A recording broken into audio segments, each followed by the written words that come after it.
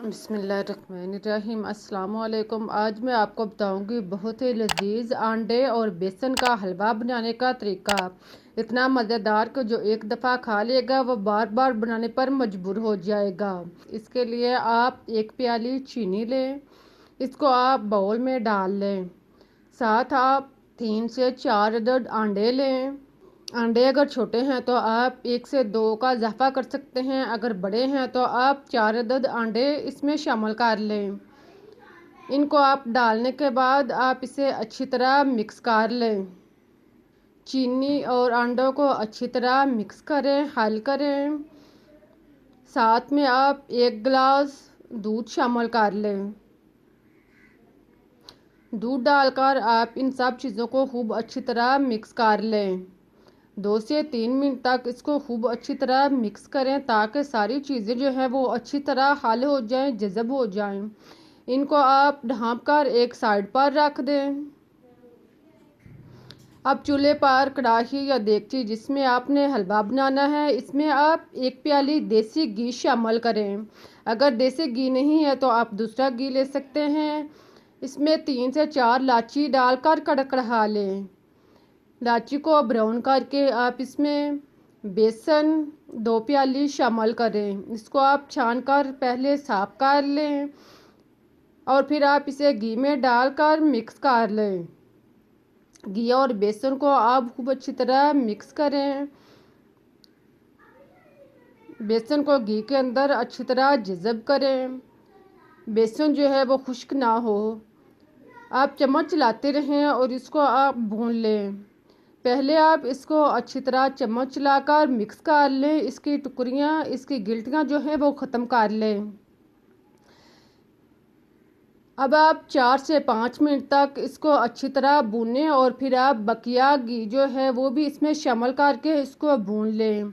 इसको आप टोटल 7 से 8 मिनट तक भून लें कि इसका कलर ब्राउन हो जाए। जब इसमें खुशबू आना शुरू हो जाए और इसका कलर चेंज हो जाए, ब्राउन हो जाए, तो समझ लें कि बेसन जो है वो तैयार हो चुका है। आप देखें कि जैसे ये ब्राउन हो रहा है तो ये बर्तन से घी जो है वो अलग होना शुरू हो गया है और बेसन जो है वो फूलना भी शुरू हो चुका है। जब इस तरह का ब्राउन हो जाए तो इसमें अंडे शामिल कर दें। चीनी और अंडे आप इसमें डाल लें। थोड़ा थोड़ा करके महलूल जो है वो इसमें शामिल करते जाएं। एक दफ़ा शामिल नहीं करें, आप इसे थोड़े थोड़े वक्फे पर डालते जाएं और इसको हल करते जाएं। सारा महलूल इसमें डालने के बाद अब आप इसको अच्छी तरह मिक्स कर लें। चम्मच लाएं और सारी चीज़ों को अच्छी तरह मिक्स कर लें। चूल्हा जो है वो नॉर्मल रखें। पहले आप चूल्हा नॉर्मल रखें। जब ये खुश्क हो जाए तो चूल्हा जो है वो स्लो कर दें। इसको आप 4 से 5 मिनट तक अच्छी तरह भून लें।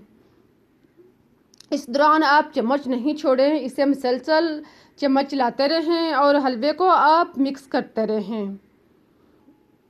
साथ में आप कटा हुआ ड्राई फ्रूट, कोकोनट, बादाम या जो भी आपके पास है वो आप इसमें डाल सकते हैं। ड्राई फ्रूट आप ऊपर भी लगा सकते हैं या अंदर भी डाल सकते हैं। इसको आप अच्छी तरह मिक्स कर लें और फिर इसको मुकम्मल तौर पर खुश्क कर लें। जब ये गहरा हो जाए और बर्तन से अलग होना शुरू हो जाए, बिल्कुल इस तरह का तैयार हो जाए तो आप चूल्हा बंद कर दें।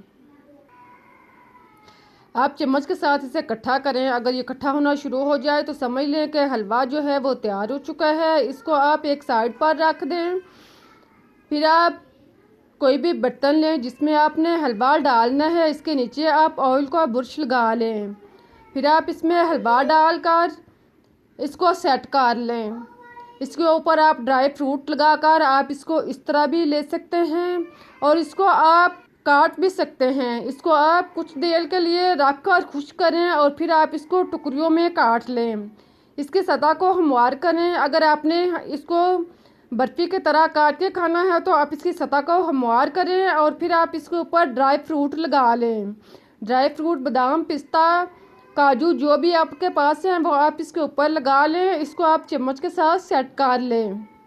चम्मच के साथ इसको आप हल्का सा ऊपर से दबाएं तो इसको अच्छी तरह सेट कर लें और फिर आप इसे रेफ्रिजरेटर में, फ्रिज में 1 घंटे के लिए रख दें। 1 घंटे के बाद निकालें, आप देखेंगे कि अब ये सख्त हो चुका है।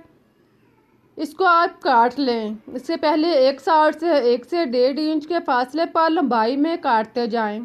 एक साइड से काट कर अब आप दूसरी साइड से भी इसी तरह आप इसको काटते जाएं। इसके आप चौकोर शक्ल की या तिकोनी शक्ल की, जिस शक्ल में आप चाहें इसकी टुकड़ियां काट लें। अब देखें कितना अच्छा मज़े का और लजीज हलवा तैयार हुआ है। यकीन करें कि इतना टेस्टी है कि आप एक बार बनाएंगे तो बार बार बनाकर खाएंगे। उम्मीद है कि आप लोगों को रेसिपी अच्छी लगी होगी। अगर आपको तरीका पसंद आया है तो इसे लाइक करें, चैनल को सब्सक्राइब करें। फिर मिलते हैं एक नई और मज़ेदार रेसिपीज़ के साथ, इस दुआ के साथ कि अल्लाह आपको हमेशा खुश आबाद और मुस्कुराता रखे। अल्लाह हाफिज़।